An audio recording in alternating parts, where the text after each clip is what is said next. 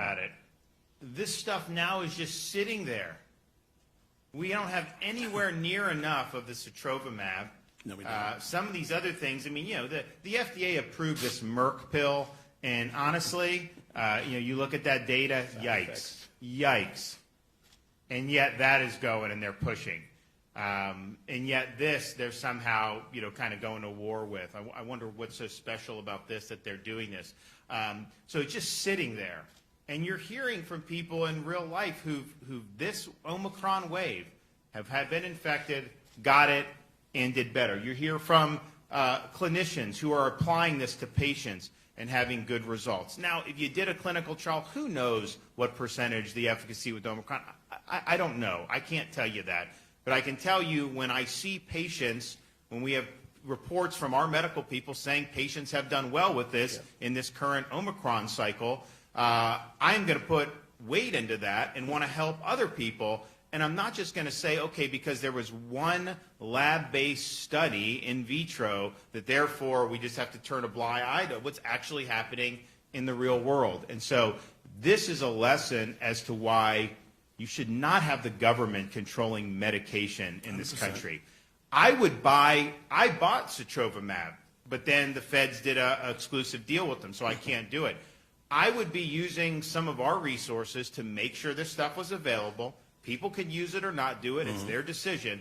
And then, you know, some other states would probably do it differently. They'd continue to close schools. They'd force masks. They'd do different things, different approaches, and that's fine. But I would be able to do that and then to get it into the hands of the physicians and the clinics so that our citizens had access to this if this is something that they needed. And I think what the doctors both said in terms of like what the effects of this afterwards, the White House press secretary, you know, stands in front of that podium and lies through her teeth every single day, and usually about the state of Florida.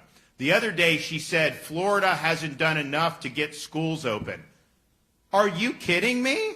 I remember them criticizing me when we did this almost 2 years ago. We were the only big state to have every school district open for in-person. And we did that way before Biden was even president. We didn't need the Biden stimulus money for that. We did it. We opened them. And yet they're saying Florida didn't do it. And you look right now, all the school closures across the country, you don't see that happening here like you do there. And yet that's what they do. And so recently she said that the monoclonals do not work, definitively do not work against Omicron, and they have really bad side effects. That's what she said. And that is not true based on what we've seen in the state of Florida. Obviously, human physiology, anything you take, it's potentially, that's why we have the observation period where people are observed. We did the observation period for the vaccinations too, just to see, because these things happen. But the idea that somehow this has led to like massive adverse reactions is just a lie.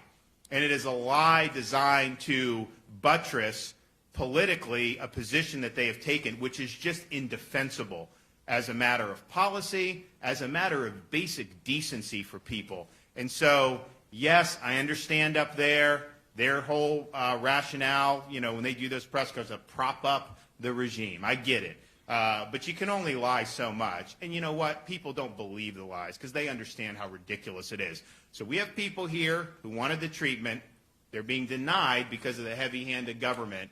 You know, we've been able to provide people to show that this is something, you know, that has been beneficial for people. And if you're going to rely on that one little, you know, lab study to say no one should even have access to it, even if they want it, it's just fundamentally wrong. And so, you know, we're going to keep fighting to provide options for people. If I can buy more of the sotrovimab, we will do that. Right now, we don't have the options to do that, unfortunately, because the federal government is controlling all this.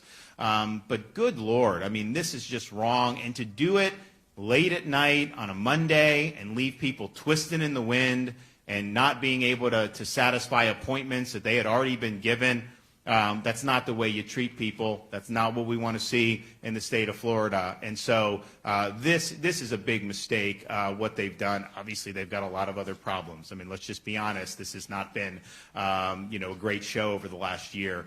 But this is just unnecessary. and it was really done in a very heavy-handed and haphazard fashion. So I want to thank everyone for being here for this, and we're going to continue to do whatever we can to provide people with options and let them make their own decisions. And that's been our mantra from the beginning, empower you to make your decisions about all the stuff that's out there, but not to dictate that on your behalf. So thanks everyone for coming. Hey, Glenna. Hi, how are you? Good, how are you doing?